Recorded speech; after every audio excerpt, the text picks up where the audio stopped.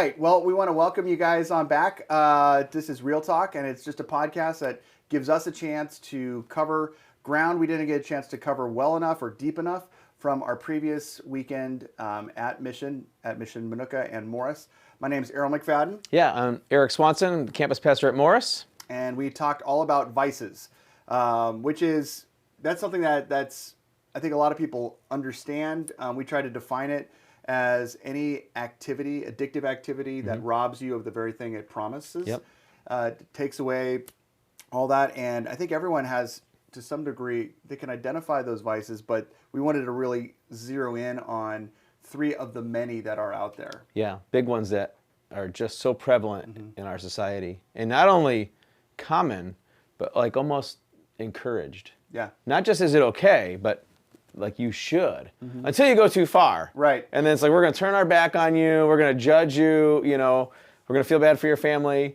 And it's like you get baited to the brink and then left behind. I don't even know if it's, I wonder if it's like, I mean, we've been trying to go through this whole series, finding surveys and stats and studies that are just like focusing in on, this is something that we're finding to be true, and it checks out with Scripture. And this is one particular one that these are areas that we're finding are problematic.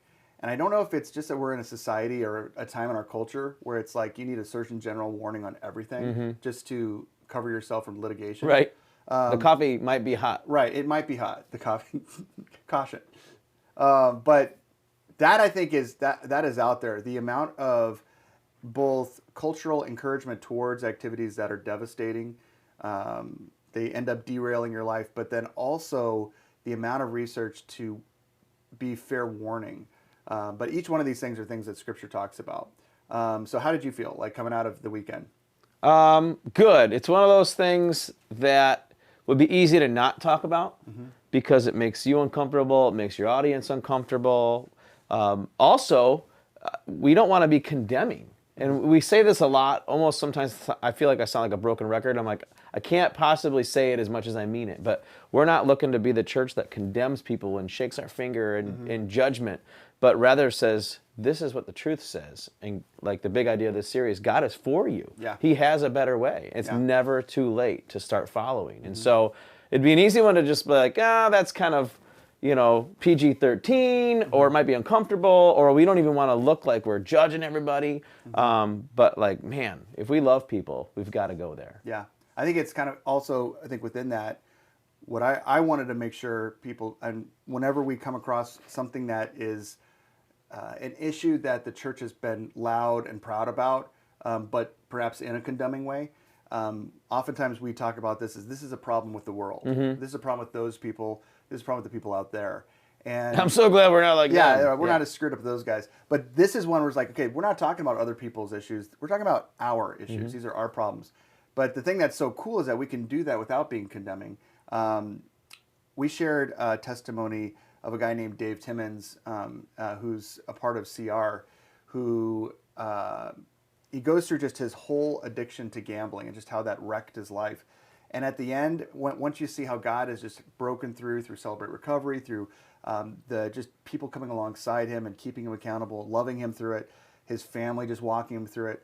I love, like, his second to last paragraph. It says something like, all of that shame that I carried all of those years, I now use it. I share, instead of it being a weight on me, I talk about the shame. I talk about how I was a deceiver, how I was a liar, how this wrecked my life in so many ways. But he said, that's when I get to the good news.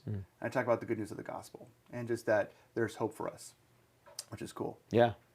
And that's the very part that would be the most relatable to people listening, is that he would talk about feeling exactly what they felt and probably don't want to share or admit. Yeah. And that starts to unlock that vulnerable state where people can then actually start to let go. Yeah. He doesn't have to be crippled by that anymore. Yeah. I'm sorry, I got a cough. That's okay. Excuse me. Go ahead and cough it up. Cough it up. All right, so. How'd you feel? I felt good. I felt similar to that in that there's certain things that you don't want to be, you want to say it well so that you're not misunderstood. You know that this is going to be pushing buttons. I think that when you're talking about something, how you can go from things that are like open shut. Pornography, we know it's bad. being addicted to a substance like alcohol, we got that. But gambling is something that the church hasn't talked a whole lot about. And honestly, I think a lot of us are still, well, how much of a gray area is this? Is it black and white bad? Is this wrong for some people?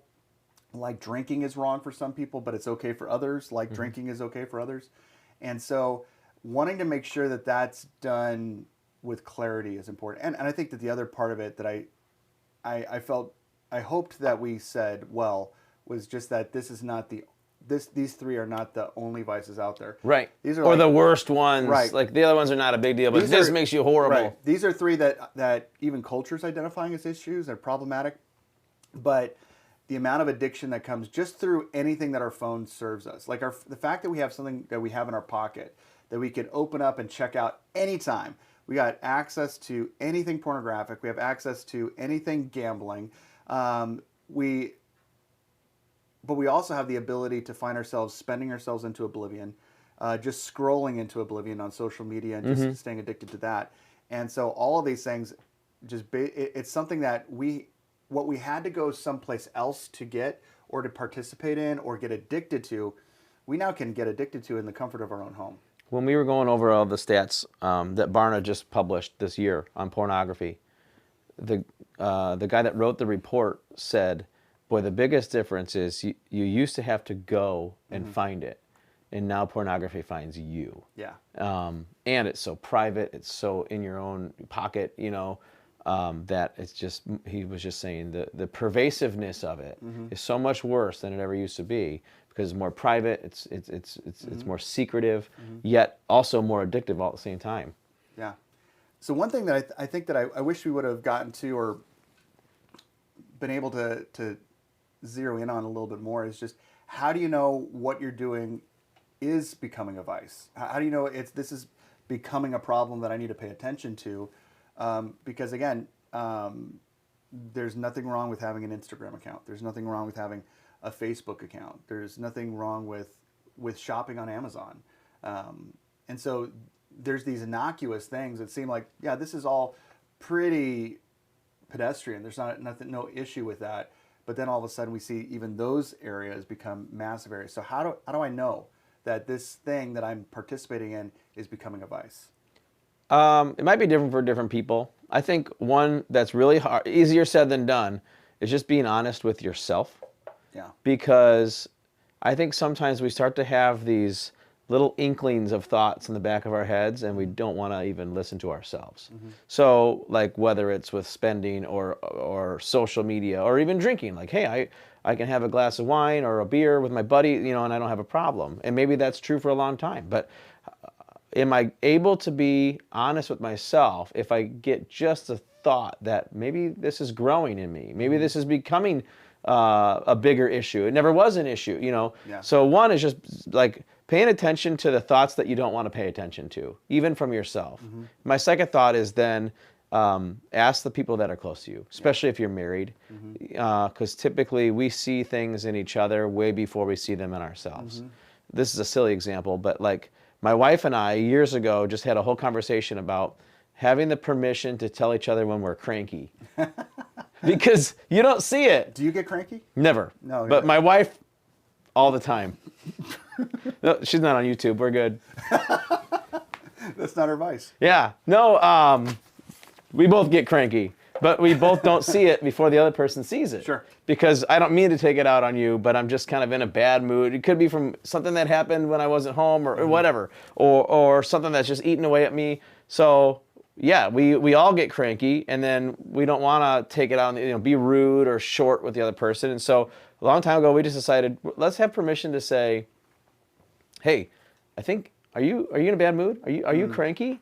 And for both of us to be able to say, I'll take that from you. Yeah. That's been huge because she sees it in me before I see it. And I have to be honest with myself and listen to her. So I think with anything, you could say, hey, I do this in moderation. This is not an issue for me. Right. But how would I know if over time this is taking over more of my life, more of my attention than it should? I think someone else will probably see that. Yeah. If you can give them permission and then be brave enough to actually listen. Easier said than done, but I think that those would be huge cues. That's the reason why community is so important. not just showing up at church and being anonymous and being able to bounce afterwards and that's it, but when you're able to build a relationship with other people that are following Jesus alongside you, they are able to spot and they have developed a love for you enough that they are willing to say, hey, you're talking about this a whole lot. I think for me, it kind of comes down to how much am I investing in this? How much thought am I investing in this? How much stress am I investing in this? How much time am I investing? How much money am I investing in this? Those are things that start to snowball and grow. And so whether it's pornography, whether it's, or let's just say there's certain things, again, that are black and white. We know that this is wrong. But for the gray area things, let's just say social media, because everyone is on social media to some degree. How much time am I investing in that? How much anxiety, heart am I investing in that? One of the things that's incredible about social media is it's free, but that's also alluring. I could spend far more time in there for far less money than I would for anything else. This is not paper play. This is just like I'm just basically going. So investment. I think the other way that you know that this is becoming a vice is if you just ask the question, would I be totally okay if I was sitting physically across from Jesus participating in this? I mean, that's like for me as a junior, like that was my junior high go-to. Like even more than, and it was actually, I think, before What Would Jesus Do as far as the bracelets, but like if Jesus was sitting here right with me, would I feel the need to hide this or stop this until he was out of the room physically? Right. And if the answer is I'd feel sketchy about Jesus being there because Jesus is here, then I should, that's my good red flag. Yep. I'm like, I'm avoiding that simply because I'm a follower of Jesus and I want him to be a part of my whole life, not just the moments I show up at church or show up at small group or whatever. And so those were two big. Would I be proud of this if my family was home? Right. So it's kind of like when you're a teenager and you're watching a movie with your parents. It's like so awkward when some weird scene comes on and you're like, oh, my parents are here, But now, as the parent of teenagers, if we're watching a movie and some scene comes on, it's just as bad or worse as the parent. Yeah. Because I'm leading the family. I'm like, oh no, And so you have that feeling on either side of that, I totally remember. Like I watched Goonies in the theaters with my uncle and my siblings. Loved it. I'm like, this is the best film. And so back in the day, it took forever for that to come out on VHS. This is how old I am. And I just remember a year later it comes out, or 2 years later it comes out on VHS. I'm like, Dad, we have got to get this movie. Uncle Dave took us to it. It was awesome. And my dad goes and he buys the VHS. We put it in. I had forgotten how much profanity was in it, but every bad word felt like 10 times louder. Yep. And 10 times more apparent. And I didn't enjoy watching it at all with my parents. And yeah, it's just that perspective. So whatever your potential vice is, if it's like, would I be proud for my wife, my kids, my parent, my family, my loved ones to know how much investment, and if you'd be a little bit of ashamed, then that's where you want to be honest with yourself and pay attention to that. Like, okay, well then maybe I shouldn't be proud of it, and maybe I should try to really think about that and not just ignore it. Someone online asked the question, can things like anxiety and depression be considered vices? So if I'm someone who, if I've got depression or if I've got anxiety, obviously I'm thinking about that a lot. I'm investing a lot of time into that. I might be investing money into trying to help me avoid it.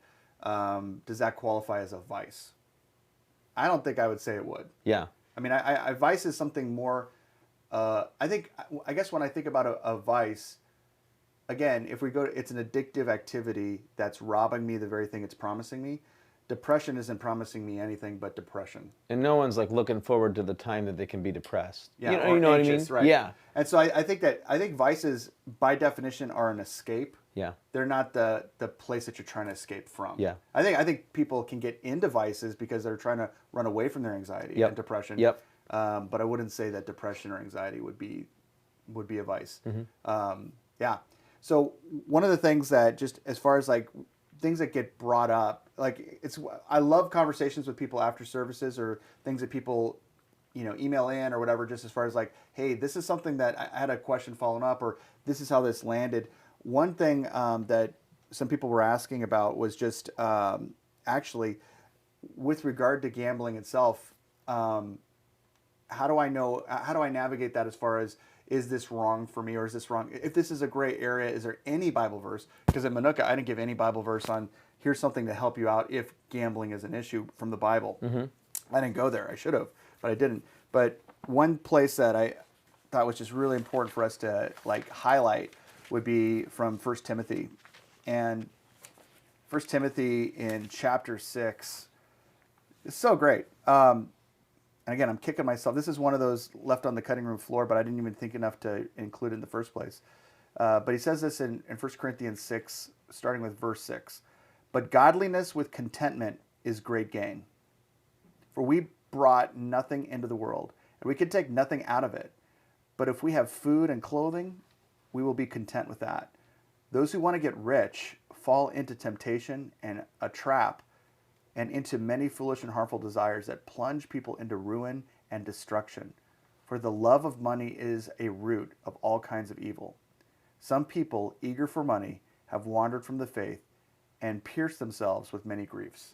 Like, I mean, it's like one of those things where like that whole passage should be preached. It's just like so good. Yeah. Because it goes from the reality of the drive to not be content with what you have, but there's a chance that you could get rich quick. And that impulse and that desire actually can throttle you into not only making a whole bunch of epic failed decisions, like when he's saying it's a trap and it'll lead you into many foolish and harmful desires that lead you into ruin and destruction. We've seen that. But on top of it, at the end there, some people eager for money have wandered from the faith. And so there's this interesting just correlation between not being content with what you have, really wanting to get rich and get rich quick, or even, you know, people that are just bound in term to get rich and I've got my 5-year plan, here's my business plan, this is how I'm going to get rich. It's not money that's the root of all evil, but it's that love of money that can trip you up not only in making disastrous decisions, growing an addiction to any of those things, but also finding yourself wandering away from the faith. Yeah, it reminds me of, you know, this is Paul writing to Timothy, and I wonder, he's probably thinking of when Jesus taught, and Jesus said, you cannot serve both God and money. Yeah. And I feel like he could have said, and several different things, but Jesus specifically chooses money. I think he just knows the heart of humans is that's a big temptation that we can start to chase money more than we chase God. Right. Yeah. All right, so let's say you've got a vice, and we actually, I didn't even write this down, but let's say that you've recognized that this is an area that I have an addiction in. I know it's not honoring to God. I need help. What do you do? This we did talk about on Sunday, and I don't know that one size fits all with like this is number one, this is number two. And we said, I mean, some people are going to need professional help. Yeah. And we just try to say at Mission, we're not embarrassed of that. We don't make fun of that. That's, you know, we actually celebrate people wanting to get help, especially from like a Christian professional, a Christian counselor.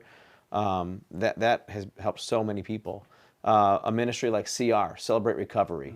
It doesn't have to be substance abuse. It could be any hurt, habit, or hang up, including like your friend's testimony, gambling. That he came to CR, and that was the beginning of a great change for him. And so that's a place a lot of people have found help and freedom and you know, community, even in our own small groups. So we've got Celebrate Recovery, which is a ministry just for helping people with their hurt, habit, and hang-ups. But in our small groups, we want to be, you know, loving each other, listening to each other, praying for each other, you know, grieving with those who grieve, mourning and rejoicing with those who rejoice. And so I don't recommend that someone just runs to their small group and just tells all their deepest, darkest secrets to anyone who will listen. But being able to share with someone, you know, like we talk about it, being real with each other. Well, if you've got something heavy on your heart that you're not willing to share with anyone, you're not being real. That doesn't mean you have to share it with everyone. Right. But to find trusted people that can, you know, encourage you, pray for you, and then they can ask you about it, so you got that sense of accountability. You said something, I hate to steal your thunder, that I thought was so smart I repeated it, but you just said, if you haven't been able to stop on your own, you're not going to be able to stop on your own. Yeah. Opening that up, being real with someone is going to be a big, big step. Yeah. I think that on top of that, if you're in a small group, making sure that your small group is a safe place where someone could come and talk to someone after the small group, or even be, there are appropriate situations where like, hey guys, I got to share this. This is something I'm wrestling with, and I don't know what to do. But to make the church the ideal place where people could be vulnerable and honest about struggles they have, addictions they have, and not think that the church is the last place I'd feel comfortable sharing some of those things with. We do want to be the hospital where the Holy Spirit's able to get the gospel work done in us of transforming us and setting us free, that we're not experiencing in isolation. And so that's huge.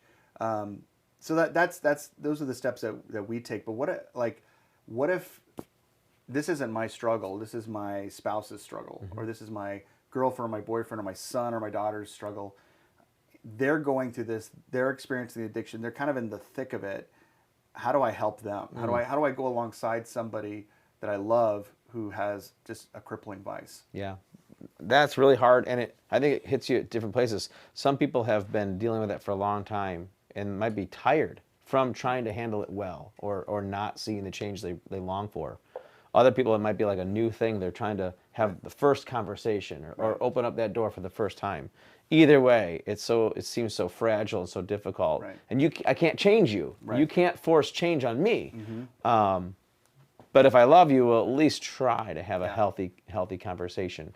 So that's a really tough thing. Yeah, I think that being committed to at least, like, I am going to be okay having this hard conversation. I know it's not going to be pleasant.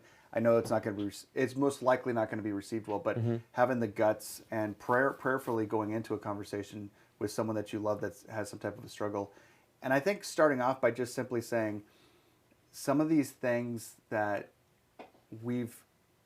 I've seen in you, that I've seen you doing, that you've revealed to me. Neither one of us wants to see this continue to grow in your life. So how do we walk through this together so that you can experience freedom from it and not have to be tied down by it? I think that if they're knowing that you're coming in a way that's not just like, I'm just coming in hardcore critical, I'm coming in hardcore judgmental, like how could that person's going to feel like they're going to feel horrible. And so like just communicating with them, this is something neither one of us wants to see grow. How do we work through this together? I think that's one thing. And then the other part is exactly that you're saying, realizing that that no matter how many perfect sentences that you give them isn't going to cure them. Guilt, shame, judgment, shunning them isn't going to cure them. Ultimately, it's going to be God who's going to do that work. And I remember when Julie and I were in counseling, like early in our marriage, one of the things the counselor said to us, which was so incredibly helpful, was our counselor turned to Julie and just said, Arol is not being the husband that God wants him to be. He's not being the man that God wants him to be. He's not being the person that God wants to be, certainly not the husband. But you can't change him. You can't change him by yelling. You can't change him by shunning him. You can't change him by any of these things. If you could have changed him, it would have happened by now. So the best thing that you can do is pray for him. First off, the best thing you can do is be the wife that God's called you to be to him, no matter what, and pray for God to wake up his heart. And then she turned to me and she said the same thing about Julie. I can't change her with any of these things that I've tried. If I could, it would have worked already. The best thing I can do is be the husband that God's called me to be and pray for her. I think that when you're walking alongside someone who's got a vice, recognizing the limitations of your power, you're not the fourth person of the Trinity. And so because of that, be that husband or that wife, that boyfriend or girlfriend, that parent that God's called you to be, and pray for them daily, and pray that God wakes up their heart. And that's where the breakthrough happens. And oftentimes not overnight. It's not something that is they hit rock bottom and now everything's different. A lot of times it's just a stutter step path back to where ultimately they experience some degree and some modicum of, oh man, we're on the other side of that valley. I think for a lot of people, the hard part of bringing anything up is, I'm not perfect. Yeah. So who am I to say something, or even afraid that vindictively or reactionary, if I bring, hey Arol, we need to talk about, what, that I'm just afraid that you're going to lash out on any one of my faults, you think you're so perfect. Exactly. And so that alone can scare us away from having that conversation. And we're right, we're not perfect. So there's probably something you can pick on me for. But and then we can even Christianize that and say, well, Jesus says, don't talk to him about the speck in his eye. Well, I got a law. So, but that's different than having a loving conversation that needs to happen. And so I almost think you got to not take it to its worst possible end. But if you saw someone you loved, doing something really dangerous and they were unaware, you would, walking towards a cliff or something, you know what I mean? They didn't know it. You would let them know. One time we were out boating, and it was just like the greatest thing. We're like, no one's out today. We got the whole lake to ourselves. We skied. We had our kids. We're tubing. And after a few hours, this other boat comes out, and he says, hey, they just treated the lake this morning. There were signs everywhere. You're not supposed to be in the water. We're like, we've been drinking it, So we all got out. But I love that guy cared enough to let us know. We didn't yell at him and say, well, what are you telling me? You're not my boss, And because we're like, okay, we needed to hear that. And so if you saw something dangerous and scary, you would yell to get someone's attention. And so not to act like any habit someone has is, the worst demise, but to realize this is dangerous. This is destructive for you. I love you too much not to have the conversation. It doesn't mean I'm perfect. I really, you don't have to be perfect to help someone else. I think that one of the, building on that, I think one of the best things you can say as far as an opening sentence is, you know me, and you know that I have a ton of issues, and issues that I'm trying to give to Jesus, issues that I'm resistant to give to Jesus. But I love you, and I need to bring up one issue that I'm seeing that is keeping you from being someone who's fully in obedience to Jesus and experiencing the life that he wants for you.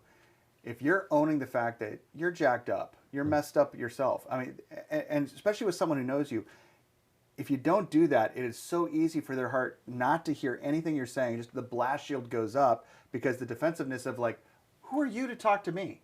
If you're someone who's struggled with alcohol and you're talking with someone you love that struggles with pot, and you're like, listen, you really should probably stop that. You're like, are you serious? You're talking about this? Do you remember how much you drank last weekend? And so I would say just owning your own garbage on the front side. It's like, listen, I'm struggling in this area and this area. You know it. And I need you to help me in that area. This is an area that I'm seeing in you. And maybe it takes one person just being on the outside looking in to be able to tell you that this is something that needs some attention. You and I both know that this isn't what you want long term. We don't want, if it's you and a spouse, we don't want our kids picking up this baton and carrying it into their life and their marriage and their kids and everything else. So I think that it's so important to walk into them humbly, and in a non-judgmental or preachy way, but listen, this is coming from a place of a person who's journeying on this path, trying to follow Jesus alongside you. And I'm stutter stepping as well, and I'm going to need you to have this conversation with me as well. But let's look at this honestly, The other thing I would say to the person who feels like they're in that relationship with someone who, is dealing with whether they're trying to get better or not, and like you said, it can be a long haul, is that other person, spouse or friend or whoever that is, probably is going to need some small group or some helpful Christian community around them, so that they don't start to either become self-righteous and judge the other person, or give up hope, because we can, like Paul says, we can become weary in doing good. And we're praying, and we try to have the hard conversation, and we're waiting, and we're praying, and weeks and months and years can go by. And so we're going to need support, whether we're the one in it or the one trying to help someone else in it. Totally. I think that one thing that we didn't talk about at all at the services is, if I'm somebody who doesn't have a vice or an addiction to something that's in a gray area. This is okay for some, not okay for others. And I'm someone who's an active participant in this without it becoming addictive or crossing any line. Alcohol is a great example. If I'm participating, if I'm having a drink, but I am not crossing that line of intoxication, I know my parameters. I know I'm operating in a righteous way with regard to the use of alcohol. But if I'm sitting next to a guy who struggles with alcohol, I'm not being loving by flaunting the fact that I can do this without any issue in front of him. Mm-hmm. And I think that that's one area where to really pay attention not only to your vices, but the thing that might be vices of the people that are in your circle that you love, and recognize that the most loving thing you can do is not just in a cavalier way, just like, yeah, I'm doing this because I got no issue with it and I'm fine with that, and not having the sensitivity to realize there's people in the blast radius of your decisions that could totally get tripped up if they're watching you. Mm-hmm. And so that I think that's important for us to always pay attention to.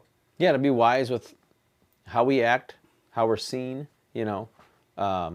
not to say that all that matters is your reputation or how someone perceives you, but you have an influence on people, and obviously some people more than others because of your proximity to them or just your role in their life. And so taking very seriously the message you send with your lifestyle and how that influences someone else. But especially if you know someone that has a weakness, you don't want to flaunt your strength. That's kind of what the Apostle Paul talks about is, who am I to flaunt my strength? For them, it was eating meat that was, possibly had been sacrificed to some foreign god. Yeah. And Paul's like, I can eat that meat. I don't even believe in that God. But if it's going to make you do something that you know is wrong for you, then I'm not going to eat the meat when I'm with you. And the thing for them that was causing them, what Paul was saying would even be like the thing that would be wrong in them was even like cause this person just to grow in anger and bitterness. So it's like, for example, if I have a beer and I'm sitting next to, on one side, there's a guy that he's in recovery from alcohol, or he is an alcoholic who's currently struggling, for me to have a beer in front of that guy is not loving him well. If on the other side of me, there's a guy who's just like got deep convictions, like, man, I think any kind of alcohol is wrong, and if I see people drink it, I just get absolutely just bitter and frustrated, and I cause a scene. That guy is the weaker brother. He has a weakness that he doesn't see the liberty in and how moderation would work. But for me to say, it doesn't matter that I'm having this beer in front of this guy because I've got the right to do this, that's not loving either. So out of knowing this guy's sensitivity, I dial back my rights to do whatever I want to do with regard to this, and say, no, I'm gonna have a Diet Coke because of this guy. I'm gonna have a Diet Coke because of this guy, and all those things are out of love, and that's a really awesome place for a Christian to be, is finding ways to diminish your own rights on purpose by your own choice out of love for others. No, and then think of the Apostle Paul says, whatever you do, whether you eat or drink, do it for the glory of God. Yeah. And the love of your brother. Yeah. Literally, when you're eating and drinking, sometimes it's out of love, which sounds crazy at first glance. Yeah.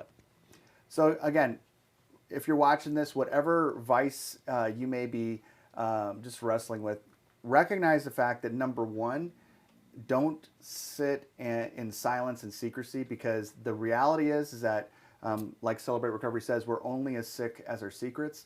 We want to see transformation and life. So don't stay there. Don't think you could handle this on your own. If you think you could handle this on your own, you could beat this addiction on your own, you would have been able to do it by now. You're strong enough to have done it by now if that was all that it would take. It takes far more. So the reality is that we want to make sure that we're an avenue and a place where you can find hope and healing and recovery, and the best place to find that is through the gospel.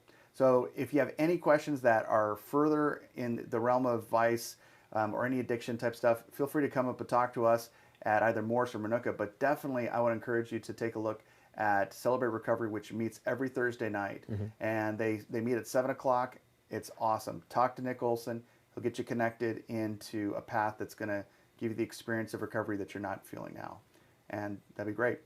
Well, until the next time, or at least until this weekend, we love you, church, and can't wait to see you then. Yep.